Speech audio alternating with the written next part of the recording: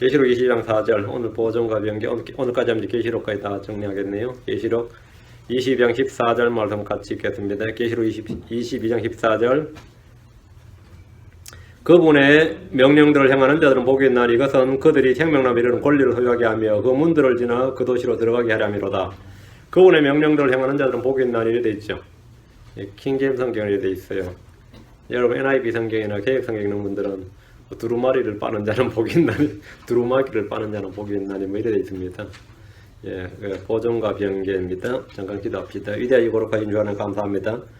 오늘 계시록을 중심으로 말씀을 살펴볼 텐데 주님께서 지하 계시록을 많이 부어주시고 깨닫는 마음을 주셔서 참 저희가 이 말씀을 대할 때 늘 두려움과 떨림으로 대하게 하시고 또 주님께서 위로부터 또 영을 부어주셔서 거룩한 영을 부어주셔서 저희로 하여금 속에 이 말씀이 풍성히 가게 인도해 주시길 간구합니다. 말씀되는 모든 혼적의 복을 허락하여 주시기를 원하며 또 저희가 믿는 자로서 구원을 받아사오니 이제 주님을 향하고 주의 명령을 지키는 자로서 복을 받게 해주십시오. 감사드리며 주의 성기도 합니다.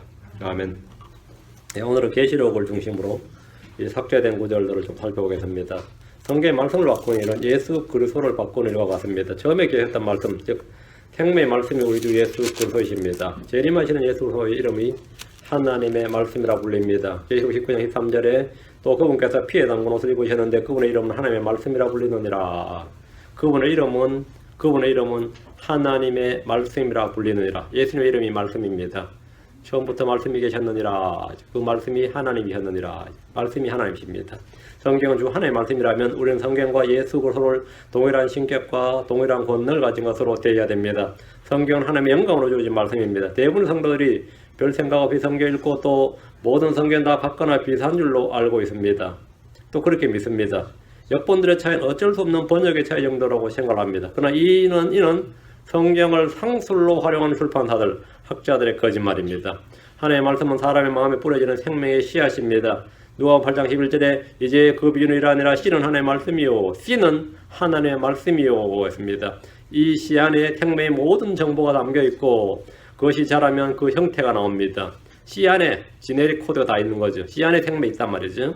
작은 씨앗은 서로 구분이 가지 않지만 땅에서 나올 때 그 씨앗에 따라 형상이 다 다르게 나옵니다. 씨앗이 다르면 열매도 다릅니다.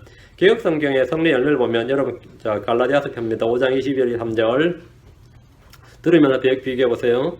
제가 먼저 개역성경부터 읽습니다. 오직 성례 열매는 사랑과 희락과 화평과 오래 참음과 자비와 양선과 충성과 온유와 절제니 이 같은 것을 금지할 법이 없느니라. 이렇게 합니다.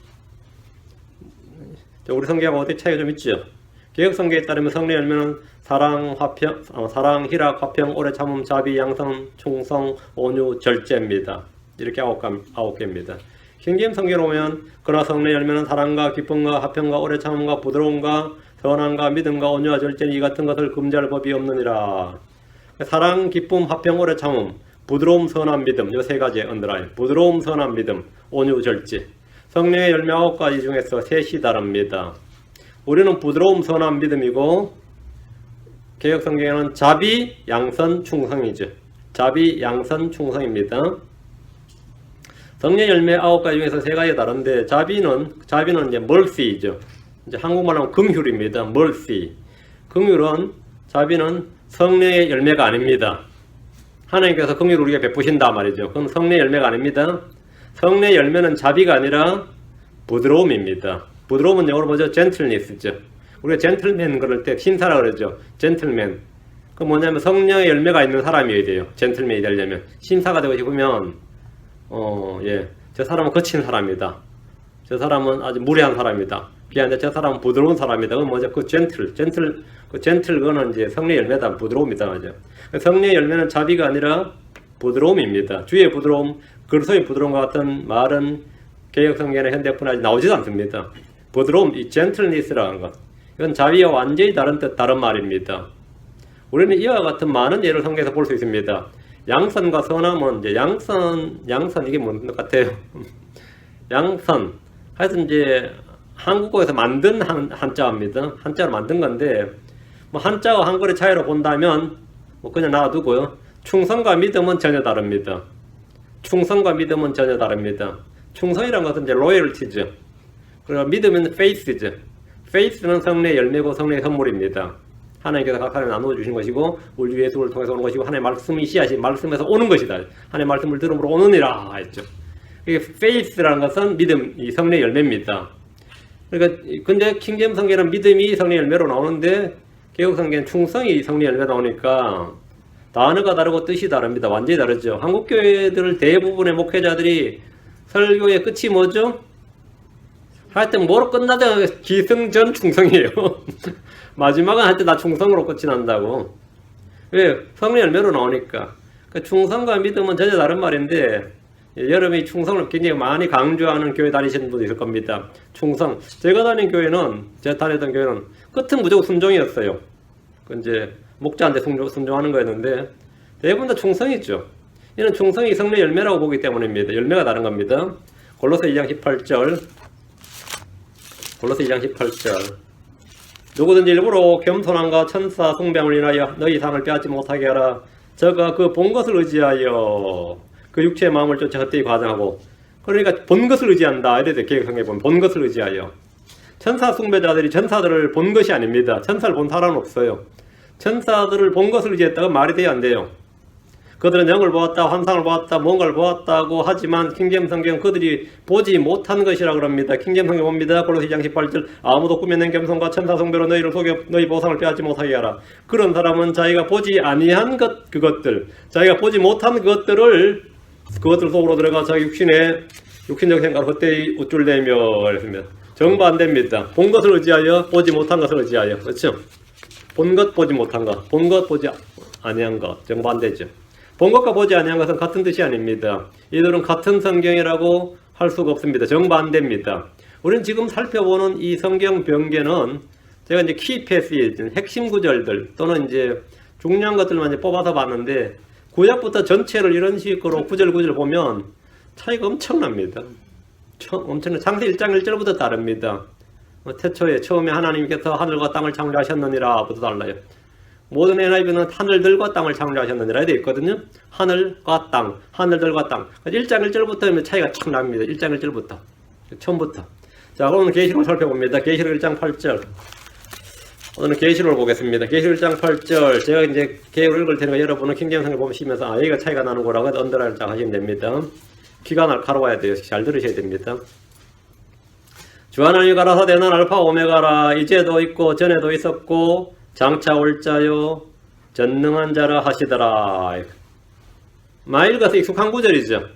이 구절과 킹제임스 성경을 비교해 보십시오. 킹제임스 성경입니다. 나는 알파 오메가요 시작과 끝마침이라. 이거 없죠. 개혁 성경 지금 이게 없습니다. 나는 알파 오메가라 하고 나서 바로 이어져 버린 거죠. 시작과 끝마침이라 없고 지금도 있고 전에도 있었고 앞으로 올 주 곧 전능자가 말하노라. 뭔가 차이가 보입니까? 예수님은 자신 알파 오메가라고 하십니다.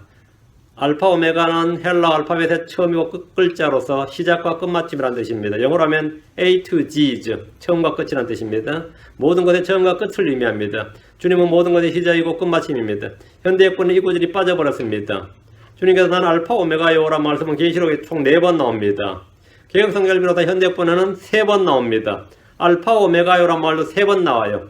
지금 여기 8절에서는 시작과 끝마침이라고 빠졌는데 11절 봅니다. 11절 보면 이번 알파 오메가요 시작과 끝마침 이게 다 빠져버렸습니다. 우리는 바른 성경이 없이 바른 계시와 조명을 받을 수 없습니다. 11절 제가 계획부터 있습니다. 가로대에 넣어보는 것을 책에 써서 에베소, 서머나, 버가모, 두아디라, 사데, 빌라델비아, 라오디게아 7교회에 보내라 하시기로 이래 돼 있어요. 현대권은 이 구절에 주님께서 친히 하신 난 알파 오메가요라는 자기 계시의 말씀 완전 없애버렸습니다. 킹제임스 성경 보면 그 앞에 뭐가 있어요? 이러시기를 가로대와 넣어보는 것 사이가 이러시기를 나는 알파 오메가요 처음과 마지막이라 내가 보는 것을 책에 기록하여 이랬죠. 앞부분 싹 빼버리고 다 빼버리고 가로대에 너는 본 것을 이래 돼 있단 말이죠. 너 본 것을. 8절에는 시작과 끝마침이라 이 부분은 이 부분 삭제인데 11절은 아예 난 알파 오메가요 처음과 마지막이라는 구절이 통째로 다 빠졌습니다. 전체 삭제해버렸습니다. 우리는 개혁 성경을 욕하는 것이 아니라 현대역본들과 킹제임스 성경의 중대한 차이를 지금 말하는 겁니다. 우리는 말씀을 부패시키는 자들과 같지 않아야 됩니다.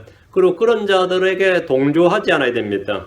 그럼 막 옹호하고 동조하는 거 그것도 황당한 일이에요. 내가 물론 변개자는 아니지만 그런 성경을 옹호하고 광고하고 권해주고 하는 것은 그 자체도 그것도 우상 숭배에 동참하는 거랑 같습니다. 계시록 2장 3절 또 내가 참고 내 이름을 위하여 견디고 게으르지 아니한 것을 아노라. 견디고 게으르지 아니한 것을 아노라. 이게 개혁입니다. 주님 에베소 교회를 향해서 칭찬하신 말씀인데 킹제임스 성경 이 구절을 비교하면 절반 정도가 빠져버린 걸 알 수 있습니다. 2절에 보면 에베소 교회의 한 일에는 칭찬이 시작되는데 요한계시록 2장 2절입니다. 2장 2절 칭찬이 뭐냐 하면 내가 내 행위와 수고와 인내와 또 내가 악한 자들을 용납하지 못함을 아노니 스스로 사도라고 말하나 사도가 아닌 자들을 내가 시험하여 그들이 거짓말한 자들임을 알아내었으며 주님이 칭찬하신 것은 행위, 수고, 인내, 악한 자를 용납하지 않는 것, 사도가 아닌 자를 시험하여 거짓말한 자들임을 알아낸 것. 이렇게 2절에는 5가지가 나옵니다. 또 있습니다. 3절 또 참고 인내하며 내 이름을 위하여 수고하고 낙심하지 아니하였느니라. 근데 개혁성경 지금 여기 견디고 게으르지 아니한 것 2가지가 나옵니다. 킹제임스 성경은 4가지가 나오죠. 참고 인내하며 수고하고 낙심하지 아니하였느니라. 주님이 3절에서 에베소 교회를 향해서 4가지를 칭찬하셨습니다. 참고 인내하고 수고하고 낙심하지 아니하였느니라. 현대권들은 중요한 2가지를 빼버렸습니다. 우리는 참고 인내할 뿐 아니라 수고하고 낙심하지 말아야 됩니다. 왜? 때가 되면 거두기 때문입니다. 모든 일은 보상이기 때문입니다. 하나님께서는 결코 우리의 수고를 잊지 아니하시기 때문에 낙심하지 말라 했지. 그것이 바로 에베소 교회의 칭찬받을 점이었습니다. 수고하고 낙심하지 아니하였느니라. 계시록 2장 9절입니다. 자, 계획부터 읽습니다. 내가 내 환난과 궁핍을 아노니 실상은 내가 부유한 자니라. 자칭 유대인이라 하는 자들의 회방도 아노니 실상은 유대인이 아니요 사단의 회라. 이러니. 개혁성경은 서머나교회를 향해서 주님께서 내 환난과 궁핍을 안다고 하십니다. 2가지를 말하고 있습니다. 환난과 궁핍을 안다. 주님이 안다는 건 2가지죠. 킹제임스 성경은 뭐라고 했어요? 내가 내 행위와 환난과 궁핍을 알며 그러나 내가 부유하도다. 또 스스로 유대인이라 하나 유대인이 아니요 사탄에 해당인 자들의 심성모독을 아노라. 킹제임스 성경 분명히 내 행위와 환난과 궁핍, 심성모독 4가지입니다. 심성모독을 아노라. 요분은 지금 개혁성경에 없지요. 주님은 4가지를 안다고 말씀하셨습니다. 그런데 자꾸 절반밖에 없어요. 그죠? 현대권은 중요한 걸 다 빼먹어버렸어요. 주님은 서머나교회의 행위, 일을 아십니다. 그리고 거짓 유대인들과 사탄에 해당인 자들의 신성모독을 아십니다. 이는 오늘날 개톨릭을 비롯한 이단들의 실체를 주님께서 잘 알고 계신다고 말씀합니다. 개톨릭은 자신들이 유대인을 대체했다고 믿습니다. 그러나 그들의 교회는 사탄에 해당입니다. 이 시대에 자칭 사도들이 많이 있습니다. 주님은 그들을 다 아십니다. 스스로 유대인이라고 하지만 그들은 유대인이 아닌 거짓 유대인들인데 주님은 아십니다. 영적 유대인이라고 하는 사람들은 유대인이 아닙니다. 교회라고 하지만 사실은 사탄에 해당인 자들의 신성모독을 주님은 잘 아십니다. 우리는 우리가 행하는 모든 일을 주님이 잘 알고 계신다는 사실을 또한 잊지 말아야 됩니다. 계시록 2장 20절입니다. 그러나 내게 책망할 일이 있노라. 자칭 선지자라 하는 여자 이세벨을 내가 용납하미니 그가 내 종들을 가르쳐 깨어 행음하게 하고 우상의 제물을 먹게 하는도다. 두아디라 교회에 대해서 주님은 책망할 것이 몇 가지 있다고 하셨습니다. 개혁성경에는 그러나 내게 책망할 일이 있노라 이렇게 되어 있고 킹제임스 성경을 보면 그럼에도 불구하고 내가 너를 책망할 것이 몇 가지 있으니 이랬습니다. 몇 가지 있으니 이는 내가 이스벨이라는 그 여자를 용납하기 때문이라. 그녀가 자기를 가리켜 여대언자라며 내 종들을 가르치고 깨 음행하게 하고 또 우상들의 희생물들로 바친 것들을 먹게 하는도다 했습니다.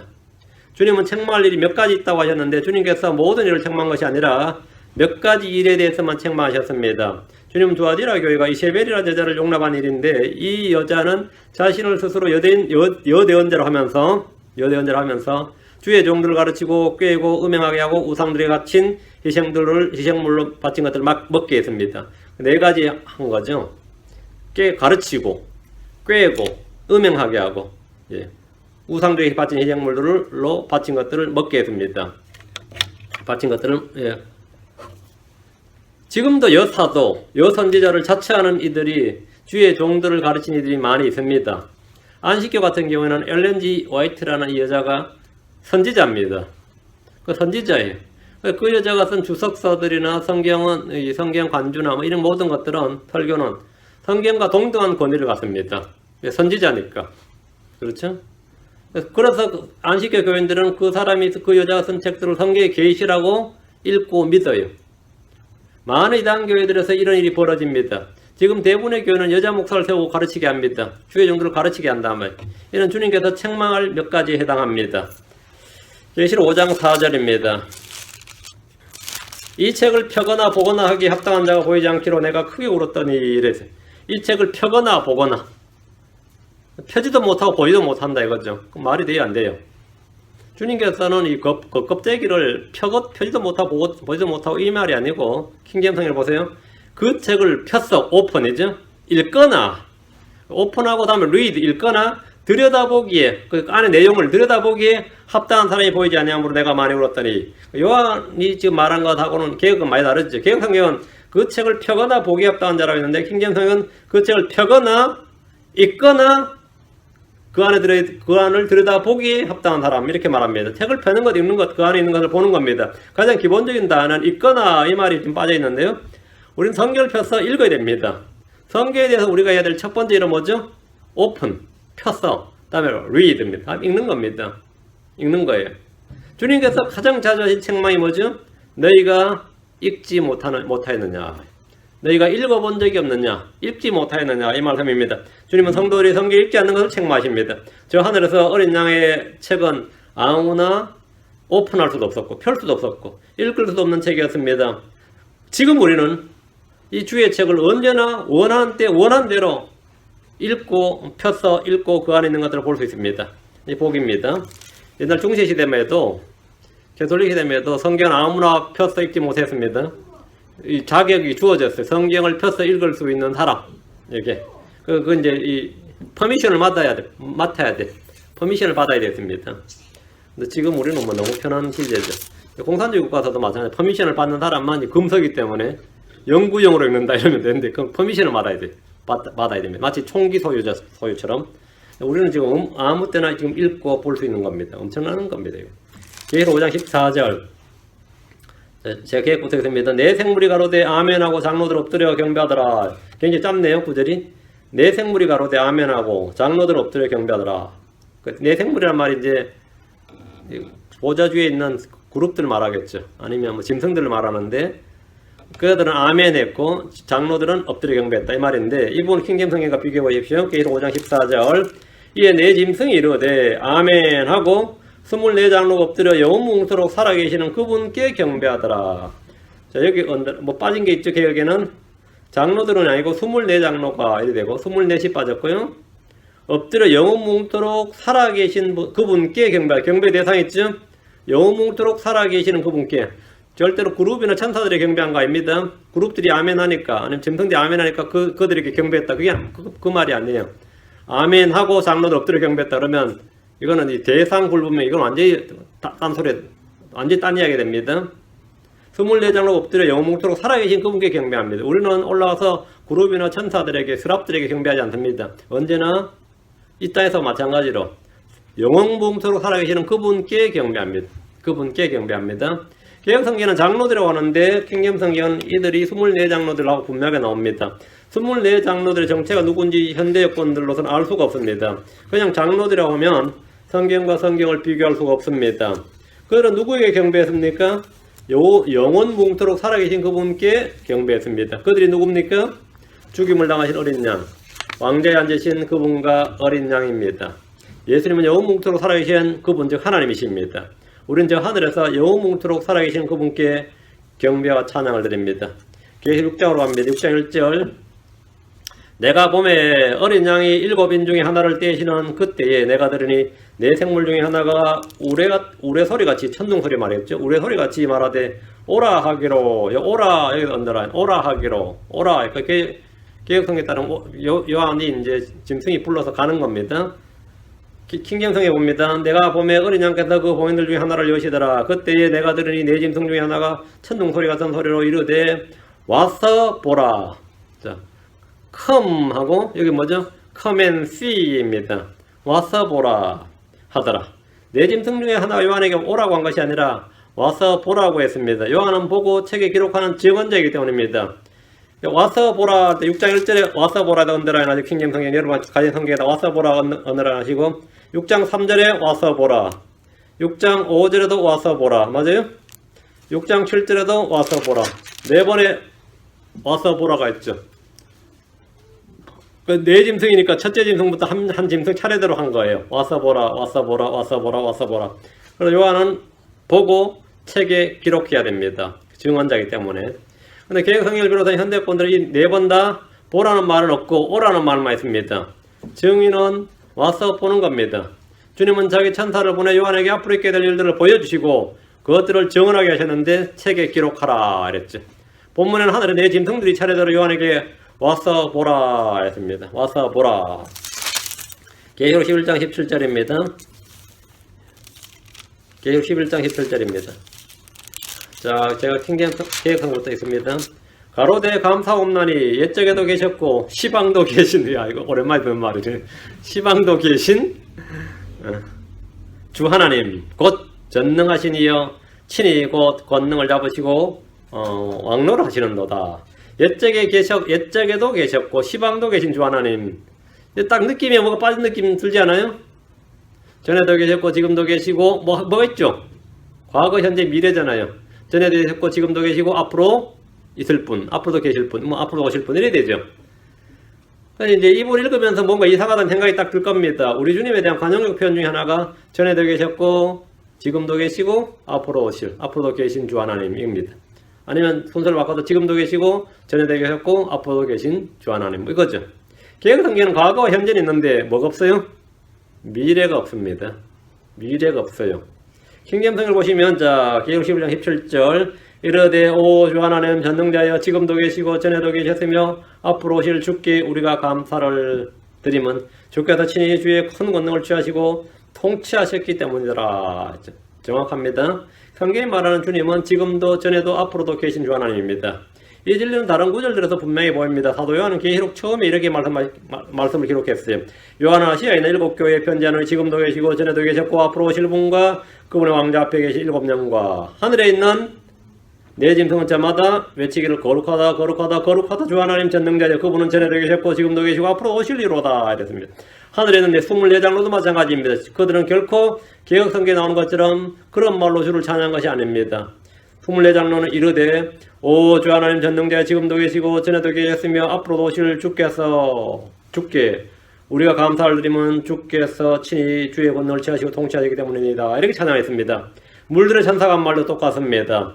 내가 들으니 물들의 천사가 이르되 오 지금도 계시고 전에도 계셨고 앞으로도 계실 주여 주께서 이렇게 심판하시오니 의로우시니다. 이곳에서 개혁성경에는 보면 내가 들으니 물을 차지한 천사가 가로되 전에도 계시고 시방도 계신 거룩하신 이여 이렇게 심판하시니 의로우셔도 전에도 계셨고 시방도 계신 그래서 끝이 앞으로 오실 앞으로가 없어요. 미래가 없습니다. 개혁성경은 앞으로 오실 앞으로 계신 분이라는 말씀을 삭제해버렸습니다.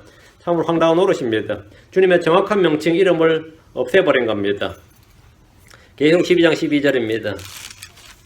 그러므로 하늘과 그 가운데 거하는 자들은 즐거워하라. 그러나 땅과 바다는 화해설진저 이는 마귀가 자기의 때가 얼마 못된 줄 알므로 크게 분하여 너에게 내려갔음이라 하더라.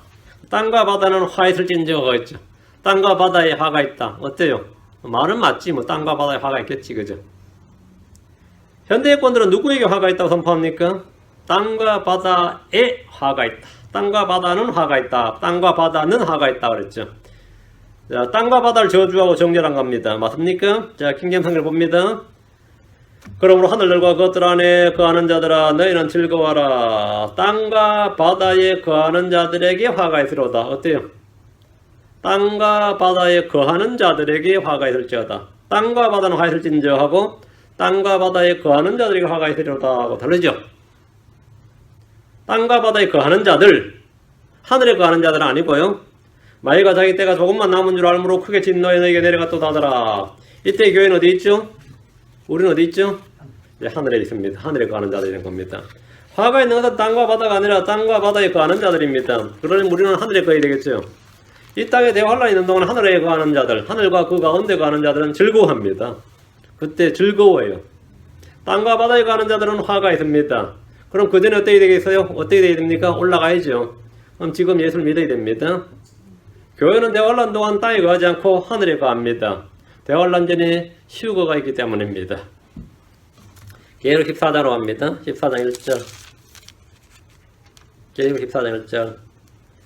또 내가 보니 어린 양이 시온산에 섰고 그와 함께 14만 4천이 섰는데 그 이마에 어린 양의 이름과 그 아버지 이름을 쓴 것이도다. 이렇게 되면 어떻게 되죠? 14만 4천이 어떻게 되는 거죠? 이마에 어린 양의 이름과 아버지 이름을 썼다 했잖아요. 어린 양의 이름과 그 아버지 이름을 쓴 것이다. 그럼 이름이 두 개가 기록된 거죠. 어린 양의 이름과 아버지 이름. 그 어린 양의 이름은 예수님이고 아버지 이름은 여호와예요. 그래가지고 14만 4천의 이마에다가 예수 앤 여호와 이렇게 기록된 거예요. 개혁성경에 따르면 그렇게 되어 있습니다. 그렇죠. 개혁성경에 따르면 하늘에 올라간 14만 4천은 그들의 이마에 어린 양의 이름과 그 아버지의 이름을 쓰고 있다고 하셨는데 이렇게 되면 그들의 이마에는 이름 두 개가 기록된 것이다 이런 겁니다. 킹제임 성경을 봅니다. 계시록 14장 1절. 또 내가 바라보니 보라 어린 양께서 시온산 위에 서 계시고 그분과 함께 14만 4천이 서 있는데 그들의 이마 안에는 그분의 아버지 이름이 기록되어 있더라. 이름이 뭐죠? 하나만 기록되어 있죠. 그분의 아버지의 이름만 기록되어 있다 했어요. 이것은 내용이 전혀 다릅니다. 예수님은 내가 내 아버지 이름으로 왔는데 이랬어요. 내가 내 아버지 이름으로 왔는데 이렇게 말씀하셨습니다.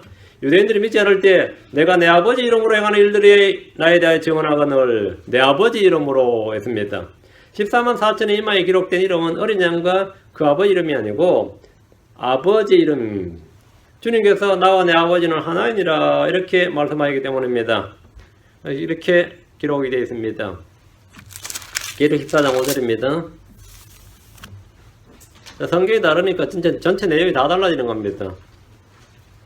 그 입에 거짓말이 없고 흠이 없는 자들이더라. 이게 지금 14만 4천 명 이런 사람들이라는 거예요. 그 입에 뭐가 없고 거짓말이 없고 흠이 없는 자들이더라 했습니다.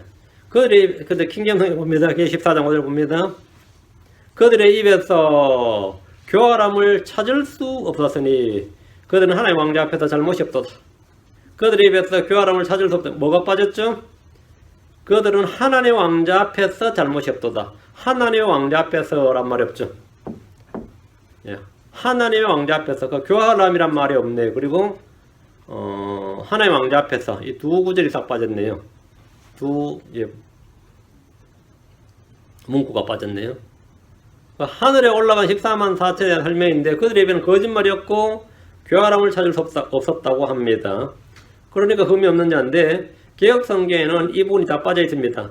하나님의 왕자 앞에서란 말도 없습니다. 가장 중요한 것이 이겁니다. 하나님의 왕자 앞에서. 이들은 하나님의 왕자 앞에서 흠이 없는, 그 잘못이 없는 자들입니다. 우리는 저 하늘에 올라갈 때 의로 옷 입게 됩니다. 예수 그리스도의 의로 옷 입게 됩니다. 예수 그리스도로 옷 입게 됩니다. 영광스러운 교회는 점이나 주름이 없습니다. 거룩하고 흠이 없습니다. 한번 봅시다. 에베소 5장 27절입니다.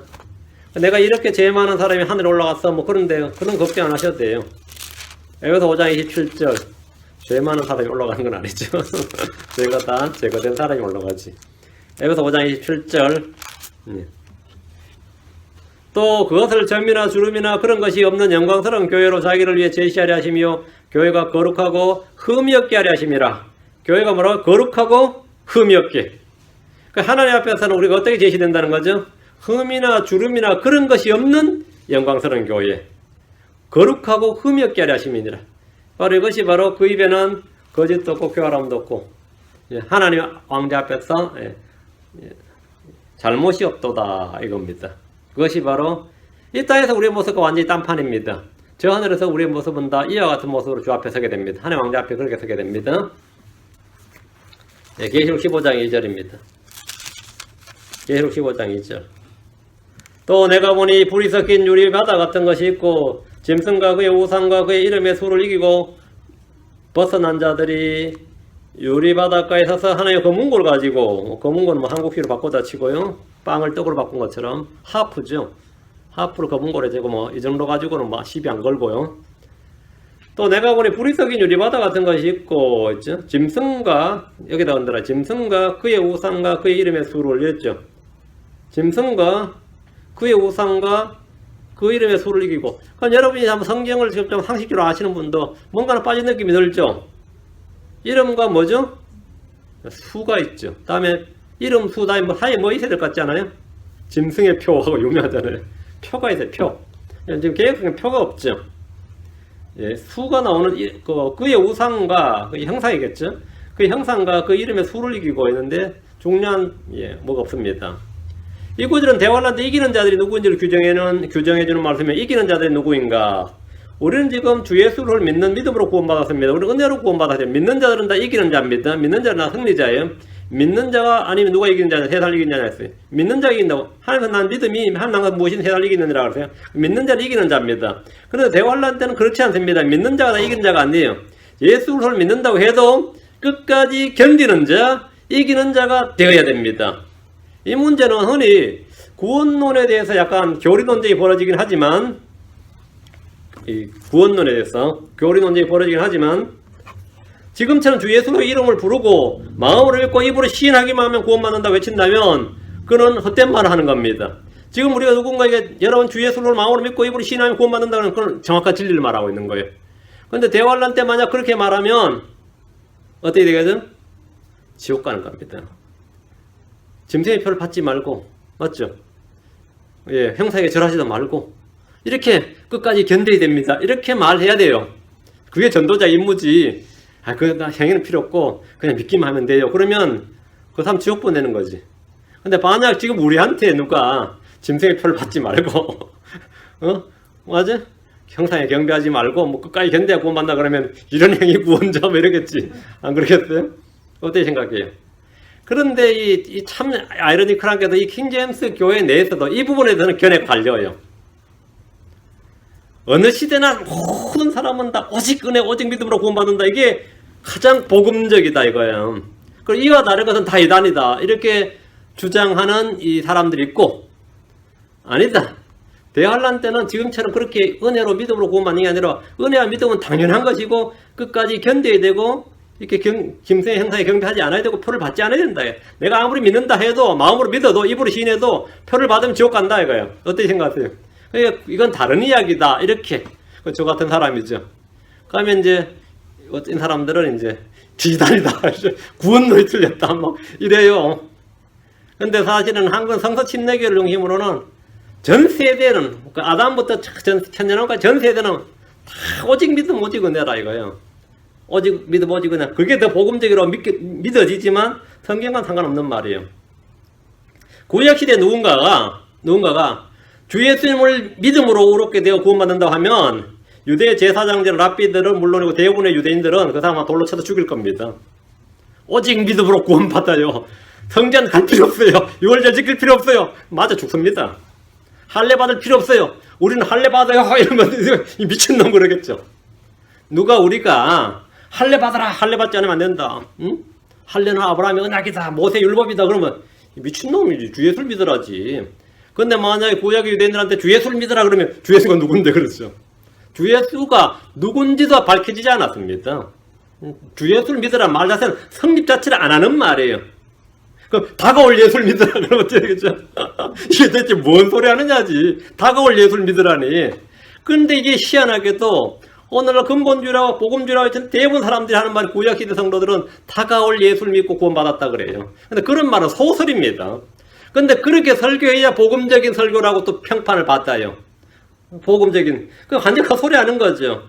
만약 구약시대에 여러분 누군가가 유대인들 앞에서 그따위 설교했다가 하면 맞아 죽습니다. 그거는 그 신성 모독죄고 이단이에요, 그거는. 그때 뭐라 그랬죠? 엘리야처럼, 이사야처럼 누구든지 뭐 율법을 지키라. 이렇게 해야지. 마음을 다하고 성품을 다하고 힘을 다해 주 예수를 사랑하라. 주 하나님을 사랑하자지. 주 예수를 사랑하라가 말이 안 되는 소리고. 그 다음에 뭐 율법을 지키라. 율법을 지키라. 듣고 행하는 자가 되라. 이렇게 가르쳐야죠. 듣고 그냥 그렇게 가르치 정사이지 않으면 죽습니다. 그런데 구약에서 그럼 율법으로 그러면 반론이 나오겠지. 그럼 율법으로 구원받았단 말입니까? 이러겠죠. 말 같은 소리 하지 말고. 응? 구약은 둘 다 합니다. 둘 다. 그 11조든 박하와 근체 회양 11조 바쳐야지. 그리고 율법에 더 중대한 것인 사랑과 긍휼과 믿음과 공의 이것도 행하고 저것도 버리지 말아야 하리라. 이게 구약이에요. 둘 다 해야 됩니다. 둘 다. 신약에서는 그렇지 않죠. 오직 믿음이죠. 오직 은혜입니다. 이건 완전히 다른 거예요. 구약에서는 율법을 행함으로 그렇게 되는데 100% 행한 사람은 물론 없어요. 100% 율법을 다 지킬 수 없기 때문에 뭐가 주어진 거죠? 제사장 체계와 짐승의 피와 죽음이 요구되는 겁니다. 그래서 주님께서 100% 못 지킨다는 건 구약도 마찬가지고 신약도 마찬가지인 건 똑같아요. 근데 그래서 짐승의 피와 죽음이 요구되는 겁니다. 그러나 신약에서는 누구든지 율법을 지켜야 의롭게 된다고 하면 그는 한심한 사람이죠. 그건 이단이죠. 그건 다른 복음입니다. 왜? 로마서 4장 28절에 그러므로 우리가 결론을 내리노니 사람은 율법의 행위와 상관없이 믿음으로 의롭게 되느니라 이랬습니다. 믿음으로 의롭게 되느니라. 대환란 때 이기는 자라는 짐승과 그의 형상과 그의 표와 그의 이름의 수를 이기고 승리한 자인데 이들이 구원받습니다. 죽든지 도망가든지 그 전에 들림받든지 14만 4천처럼 뭐 이렇게 돼야 돼요. 그렇지 않으면 견뎌내야 돼. 끝까지 견디는 자가 돼야 됩니다. 주님 아시죠? 제 마음은 믿는데 이렇게 짐승의 형상에 절합니다. 이러다가 오늘 크리스천들 중에서 말이죠. 장로란 사람 이런 사람들이 제 사상 앞에 절한 사람 많습니다. 대통령 대선 나섰다는 장로도 그 절했어요. 이명박 씨도 아마 제가 알기로는 불당 앞에서 절했을 겁니다. 이명박 씨가 지금 부인도 불당에 가서 불교 민심 잡는다 표 들려고 절 여러 번 했습니다. 그것도 공개적으로 여러 번 했고, 그 전에 김영삼 씨도 독실한 장로였는데 나름 그분도 아마 절했을 겁니다. 근데 너 구원해서 갔어. 그 순간에는 구원해서 간 거야. 우리 어떻게 생각하죠? 그건 아니겠죠. 나 회개했는지 안 했는지 모르겠지만 그건 죄는 죄 맞아요. 근데 지금도 추도 예배 드린다느니 한다니까 팍팍합니다. 근데 대환란 때 그랬다. 짐승 형상에 경배했다. 그거는 우리 지금 현재 크리스천이 조상한테 절한다느니 그거하고는 차원이 다른 이야기입니다. 이 목사들을 이 종교인 연합이라 그래가지고요. 북한에서 한번 잔뜩 초청한 적이 있습니다. 김대중 씨 때. 그때 남북평화 해가지고 언론인 초청, 방송인 초청, 같은 말인가. 언론, 방송인 한번 왕창 초청하고, 그 다음에 경제인들 왕창 초청하고, 다음 종교인 왕창 초청했는데, 그 종교인들 전부 다 금수산으로 내려갔습니다. 그리고 김일성 형상에 전부 다 경배하겠는데, 한 놈도 없이 다 경배하더라는 겁니다. 근데 그 북한에서 다 했어요. 한 놈도 없이 다 경배했다 그랬어요. 거기 초청 받아간 사람은 남한에서 설교다해서 아무리 자기는 안 했다도 다 거짓말입니다. 그래서 그 하는 말이 있어요. 자꾸 까불면 사진 뿌려버린다 그랬어요. 북한에서. 너희들이 자꾸 우리한테 욕하면 이 사진 뿌려버린다 그랬어요. 그랬더니 아무도 한마디 못 하더라고요. 한마디 못 하더라고요. 죄죠. 근데 그 사람들 다 이제 지옥 갔어요. 근데 그러지는 않겠지. 여러분 그렇게는 말 못 할 겁니다. 대환란 때 만약에 그렇게 했다. 김일성 형상이 아니고 짐승 형상이겠지만 짐승 형상에 경배했다. 어떻게 되는 거죠? 지옥 갑니다. 짐승의 표 받았다. 지옥 가요. 단소리 할 필요 없어요. 마음으로 믿습니다. 그 소리야. 지옥 가요. 대환란 때 이기는 자란 짐승과 그의 형상과 그의 표와 그의 이름의 수를 이기고 승리한 자들입니다. 이거는 대환란 때와 지금은 완전히 다르단 말이에요. 구약과 신약과 대환란 때는 다르다. 다른데 자꾸 안 다르다 그러면 어떡해? 개혁성경의 현대역본에서는 이 핵심은 지금 짐승의 표에 대해서 아무 말이 없다는 겁니다. 지금 이 계시록 15장 2절에 짐승과 그의 우상과 그의 이름의 수를 이기고 벗어난 자들이 아니고 이긴 자들이겠지. 자 봅시다. 그럼 킹제임성으로 봅시다. 또 내가 보니 불 섞인 유리바다 같은 것이 있는데 짐승과 그의 형상과 그의 표와 그의 수의 이름의 수를 이기고 승리한 자들이 하나의 화파들을 가지고 유리바다 위에 섰어. 그 이기고 승리한 이긴 자들이 환란 성도들. 이 사람들이 구원받은 자들이죠. 짐승과 그의 형상과 그의 표와 그의 이름의 수라고 정확히 셋이 딱 기록되어 있습니다. 형상, 표, 수 이렇게. 바른 성경 없으면 바른 진리나 바른 교리를 믿을 수도 없고 행할 수도 없습니다. 계시록 16장 17절입니다. 우리 킹제임 성경 믿는 목사님들 중에서도 혹시나 잘못해서 자기가 이단 소리 듣거나 찍힐까봐 절절 기는 사람 많습니다. 절절 기어요. 행여나 자기가 근본주의, 복음주의 소리에서 찍히기까지 될까봐. 겁낼 게 있어요. 말씀대로 하면 되지. 계시록 16장 17절. 일곱째가 그 대접을 공기 가운데 쏟음에 금대접이죠. 큰 음성이 성전에서 보호자로부터 나서 가로되 되었다. 부터 지금 뭐가 되었어요? 여러분이 경상도 말이 됐다 그러면 웬만큼 다 해결됩니다. 됐다 그만 내라. 됐다 그러면 뭐거든. 근데 앞뒤 문맥을 잘 살펴야 됩니다. 됐네 이 사람아. 됐다. 그럼 뭐죠? 이쪽 서울 사람을 이야기할 때 상대방이 한참 이야기하는데 됐다 그러면 상대방이 되게 당황스러워해요. 대체 뭔 말인지 몰라서 됐다. 그러면 무슨 뜻 같아요? 한참 이야기했는데 됐다. 뭐 이야기 안 해. 지금 주님께서 그러네요. 계획하게 보면 성전에서 보좌로부터 나가로 때 되었다 하니 일곱째 천사가 부었어, 그죠? 됐다, 그럼 뭐죠? 그만하라 이 말인가요? 아니 뭐죠? 됐다니까. 하여튼 이게 한국말 독특한 말인데 아마 저쪽 지역 사람들은 잘 안 될 것 같은데. 일곱째 천사의 금병재앙인데 대관에서 쏟아지는 마지막 재앙입니다. 큰 음성이 성전에서 보좌로부터 나왔다고 하는데 이 성전은 하늘의 성전입니까? 아니면 땅의 성전입니까? 보좌란 말을 통해서 땅은 아니겠죠. 보좌란 말이 있으니까 하늘의 성전에서 사실은 이제 알 수 있습니다. 추측할 수 있죠.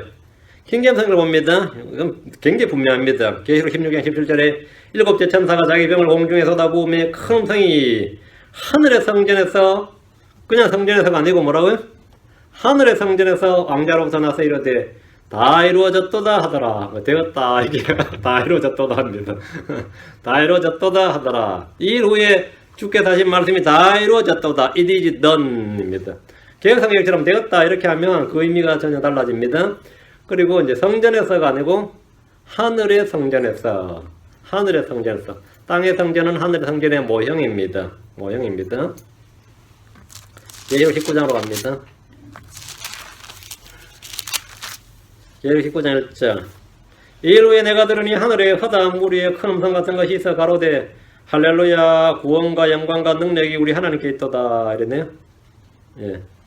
구원과 영광과 능력 세 가지가 나옵니다. 킹제임스 성경에 봅니다. 이 일들이 내가 들으니 하늘에 많은 사람들의 큰 음성이 있어 이르되 할렐루야 구원과 영광과 존귀와 권능이 주 하나님께 있도다. 네 가지네요. 차이가 보입니까? 예, 개역에는 구원과 영광과 능력이 하나님께 있다고 그랬습니다. 하나님께 있는 거 세 가지를 언급하고 있는데 킹제임스 성경에는 구원과 영광과 존귀와 권능이 주 하나님께 있다 이렇게 말합니다. 네 가지입니다. 여기서도 우리 하나님과 주 우리 하나님 이렇게, 개역에는 우리 하나님 이랬죠. 킹제임스 성경에는 주 우리 하나님 이렇게 타이틀의 차이가 있는데 주 예수 또는 그리스도 이런 것은 이름과 타이틀인데 이거는 정말로 이 차이가 많이 납니다. 이거 따지면 정말 책 한 권 나옵니다. 이해는 너무 많아서 책 한 권 써도 부족할 정도인데 계시록 19장 1절에도 주란 타이틀이 계시록 19장 1절에 보면 지금 주 우리 하나님께 있다 할 때 주가 없죠. 그래서 뒤에 20장 9절에 보면 하늘의 하나님이란 말이 없어요. 20장 9절 보세요. 20장 9절 저희가 지면에 널리 퍼져 성도들의 지인과 사랑하시는 성을 두루매 하늘에서 불이 내려와 저희를 소멸하고 하늘에서 불이 내려왔다 이래 돼 있죠. 킹제임스 성경은 물론 그렇게 안 되어 있습니다. 천년왕국이 끝날 무렵에 이 땅에는 다시 한번 반역이 일어납니다. 사탄이 깊은 구덩이에 천년간 갇혀 있다가 풀려나는 때 민족들은 그의 지휘 아래 예루살렘을 포위하는데 이때 하늘에서 내려온다고 말하는 이 불이 하늘에서 내려온다고 말하는데 하늘에서 하나님으로부터 내려오는 겁니다. 킹제임스 성경 봅니다. 그들이 땅의 넓은 곳으로 올라가 성도들의 진영과 그 사랑받는 도시 예, 그게 이제 예루살렘이죠. 그 사랑받는 도시를 에워싸매 불이 하늘에서 하나님으로부터 내려와. 출처가 뭐죠? 하나님으로부터죠. 하늘에서 하나님으로부터 내려와 그들 삼켰고 했죠. 하나님이라는 단어를 빼버리면 불로 심판하신 주체가 사라져 버립니다. 이 불은 하늘에서 하나님이 내려주신 불입니다. 하늘로부터 내려와 가지고 하늘에서 하나님으로부터 내려갑니다. 이건 전혀 다른 이야기입니다. 믿는 자들 위에 하늘에서 하나님으로부터 성령이 내려와 임했듯이 주께 반역하는 자들 위에 하늘에서 하나님으로부터 불이 내려옵니다. 성령이 내려와 임하는 게 뭐죠? 성령 침례입니다. 불이 내려와 소멸하는 게 뭐죠? 불 침례입니다. 예. 이 불은 하늘에서 하나님이 내려주신 불입니다. 대충 의미는 통한다고 해도 이건 심한 병기고 말씀의 부패입니다. 이런 전에 20장 12절에 되어 있어요. 12절 밑에 봅니다. 제가 계획부터 읽을게요. 또 내가 보니 죽은 자들이 물은 데서하고 그 보좌 앞에 섰는데 책들이 펴있고 또 다른 책이 펴졌으니 그 생명체라 죽은 자들이 자기 행위들에 따라 책들에 기록되는 심판을 받으니 이 심판은 그리스도의 심판석이 아니라 하나님의 심판석입니다. 두 심판석은 전혀 다릅니다. 시가 다르고 대상이 다르고 보상이 다릅니다. 보좌 앞에 섰는데 이 말은 11절에 보면 흰 왕자, 크고 흰 왕자, 예, 크고 흰 왕자라고 합니다. 그 위에 앉으신 분이 있는데 누굽니까? 하나님이죠. 킹제임스 성경을 보면 자 계시록 20장 12절 또 내가 보면 죽은 자들이 작은 자나 큰 자나 할 것 없이 하나님 앞에 서 있는데 책들이 펴져 있고 또 다른 책이 펴져 있으며 하나님 앞에 서 있는데 개혁에는 뭐 서 있어요? 보좌 앞에 서 있는데 그렇죠. 하나님 앞에 서 있는데 책들이 펴져 있고 또 다른 책이 펴져 있었으니 그 생명체라 죽은 자들이 자기 행위들에 따라 책들에 기록된 그것들의 근거한 심판을 받았더라. 보좌 앞에 섰는 것이 아니라 그들은 왕자 위에 앉으신 하나님 앞에 서 있는 겁니다. 그 개혁 성경이나 현대 역본들을 읽는 이들은 그리스도의 심판성과 하나님의 심판성의 차이를 구분하지 못합니다. 이유는 타이틀 하나를 빼버리거나 없애버리거나 아무렇게나 섞어서 사용하기 때문입니다. 간단한 예로 성경에 그리스도의 심판성이 두 번 나오거든요. 로마 14장 10절하고 고린도서 5장 10절인데 로마 14장 10절을 한번 보시죠. 참고로 로마 14장 10절에 보면 예, 로마 14장 10절입니다. 이거는 뭐 신학을 했다 그런 건 상관없는 이야기입니다. 신학을 아무래도 안 되는 이야기. 왜? 성경이 달라요. 로마 14장 10절 그런데 내가 어찌하여 내 형제를 판단하냐 어찌하여 내 형제를 무시하느냐 우리가 다 어디에? 그리스도의 심판석 앞에 서리라 이랬죠. 개혁이나 현대권들은 그렇게 안 되어 있습니다. 내가 어찌하여 내 형제를 판단하냐 어찌하여 내 형제를 없이 여기냐 우리가 다 하나님의 심판대 앞에 서리라 이래 됐어요. 그리스도가 하나님 아닙니까? 이러면 또 할 말 없지. 그런 식으로 나와버리면 그리스도가 하나님 맞죠?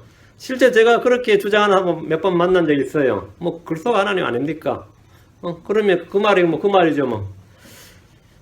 그리스도가 하나님인 건 맞고 하나님이 그 주이시고 생명의 주이시고 이건 뭐 맞는 말인데 그리스도의 심판석 앞에 서리라 하고 하나님의 심판대 앞에 서리라는 전혀 다른 겁니다. 로마 14장 10절에 여기서 받는 성도들 그리스도의 심판석은 하나님의 심판대가 아니고 계시록 20장 12절에 나오는 이 하나님 심판대가 아니다 이 말이죠. 근데 하나님 심판대 이 하나님 심판석하고 써놔버리면 계시록 20장 12절하고 연결이 잘 되어버린 거죠. 그럼 성경의 오류는 항상 뭐가 되죠? 늘 진리를 혼자 피하고 오류형에 끌리게 됩니다. 계시록 21장 24절입니다.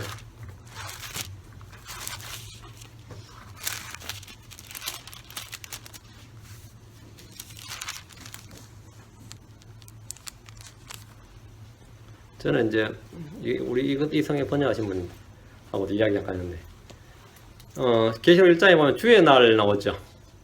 예, 1장에 주의 날 나오거든요. 그걸 여기 미국의 많은 성서 침례교회도 마찬가지고 많은 근본주의자들이 주의 날을 주의 첫날하고 헷갈려합니다. The day of the Lord하고 the first day of week하고 헷갈려요. 주의 첫날이 일요일이죠. 주의 첫날이 일요일이라고. The day of the Lord는 주의 날은 그건 대환란의 날입니다. 그건 완전히 다른 날인데 이거 여기도 가면 그렇게 됐나 모르겠네. 하면서 주의 날이 이제 주일이라고 일요일이라고 이렇게 설명을 했는데 여러 사람이 발칵했죠. 성경 조금만 하면 발칵하죠. 당연히. 그럴 때는 그 주의 날하고 주 예수의 날하고 이거 구분 안 하는 거예요. 주의 날은 주 예수의 날은 완전히 다른 이야기입니다. 그건 전혀 다른 이야기예요. 근데 예수가 주 아닌 주 맞지 않느냐 이래 나오니까 이거 진짜 그 말은 맞아요. 예수가 주 맞지. 그 말은 맞는데 논리를 그렇게 전개해 버리니까 제가 진짜 깼거든요 그때. 물론 설득하고 할 수 있는데 내가 말을 말자고 말을 안 했어요. 말을 안 한 대신에 그때부터 제가 무시하게 되었어요. 근데 무시하면 안 되는데 이 사람이 구분을 못 하는구나 하고 그런 일이 있었습니다. 그러면 안 되는데. 그리스도가 예수 하나님 아닙니까? 이런 식으로. 그래서 그리스도의 날이나 하나님 날 그리스도의 심판석과 하나님 심판석 갖다 내려버리면 말은 맞는 말인데 전혀 같은 말이 아닙니다. 하나님이 일단 육신을 입고 기름 부으신 자가 그리스도입니다. 그냥 하나님은 그리스도가 될 수가 없어요. 그건 전혀 다른 이야기예요. 물론 하나님 육신을 입으신 분이 그리스도죠. 예수 그리스도죠. 계시록 21장 24절 우리 그런 이제 궤변이라고 합니다.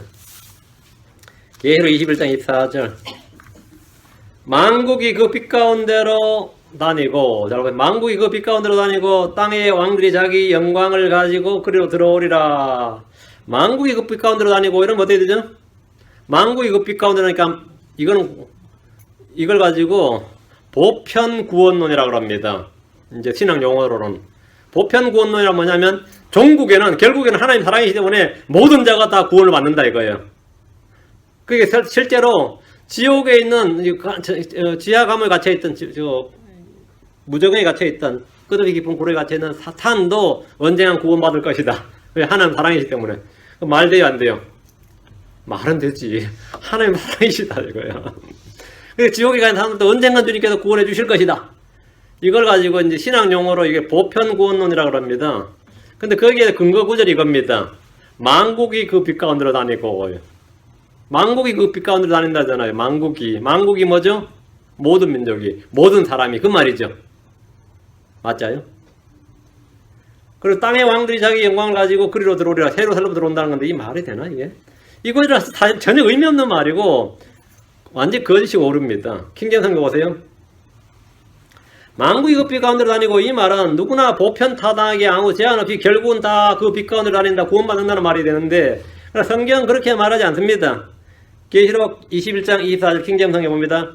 구원받은 자들의 민족들이 그 도시의 빛 가운데 다니겠고, 여기 중요합니다. 구원받은 자들의 민족입니다. 만국 아닙니다. 땅의 왕들이 자기들의 영광과 존귀를 가지고 그곳으로 들어가리라. 만국이 아니라 구원받은 자들의 민족들이 이 도시의 빛 가운데로 다닙니다. 천년왕국 때 예루살렘에 들어온 민족은 누구죠? 양의 민족으로 분류되어야 됩니다.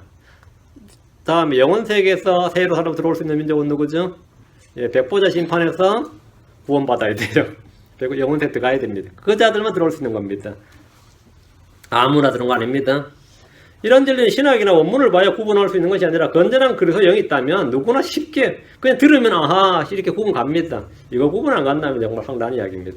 계시록 22장 14절, 계시록 22장 14절.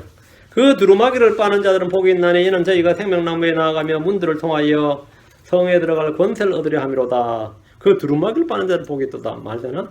어떻게 생각하세요? 그 두루마기가 뭡니까? 이 구절은 해석을 좀 필요로 합니다. 두루마기란 뭐다? 자기 의다. 뭐 성도들의 의다. 또는 뭐다. 이런 식으로. 그죠? 두루마기에 대한 해석이 필요합니다. 두루마기가. 근데 우리는 자기 의로 하나님 앞에 가는 거 아닙니다. 예수로 의로 가는 거지. 율법에 행해서 난 내 의가 아니라 누구? 하나님의 의신 예수로서. 예수로 의로 하나님 앞에 나아가는 겁니다. 성경에서 회개할 때 자기 옷을 찢는 경우는 있습니다. 그러니까 자기 옷을 찢는 경우는 있는데 자기 옷을 빨아서 가는 건 아닙니다.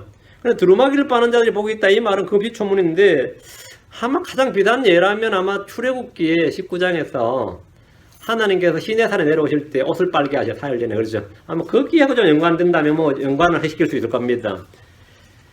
근데 이 설교자들이 어쨌든 이 구절 가지고 옷의 의미를 설명하고 멋지게 설교할 수 있어요. 그리고 성도들이 아멘하고 감동도 받고 은혜 받았다 할 수 있는데 다들 다 지어낸 이야기입니다. 지어낸 이야기에 불과합니다.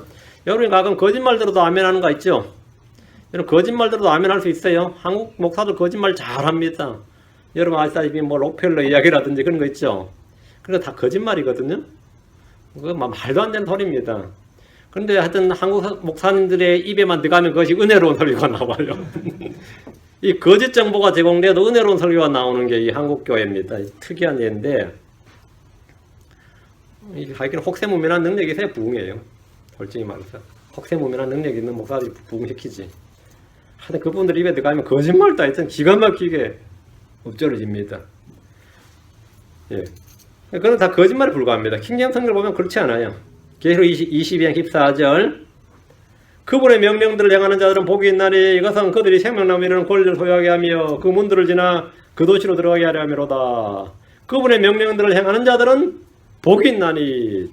그분의 명령들을 행하는 자들은 복이 있나니. 맞습니다. 구약 성도들은 모세 율법을 행한 자들은 복이 있었죠. 그걸 지키고 행하면 주님께서 땅에서 복을 주셨어요. 건강과 장수와 다산과 맞죠?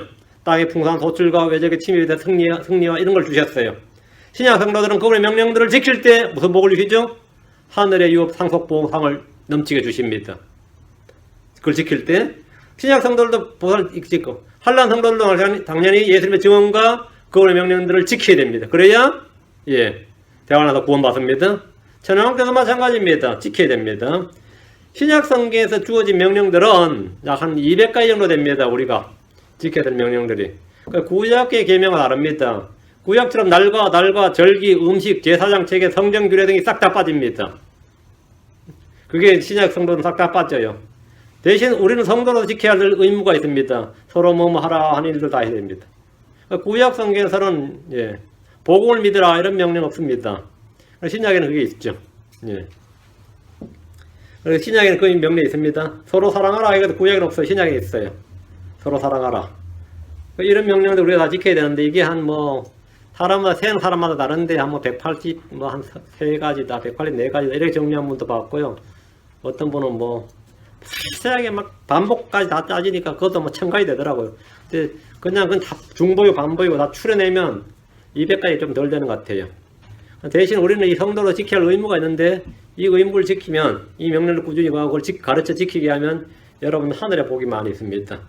그래서 복이 있나니 이 복을 영적인 복들을 많이 받을 수 있습니다.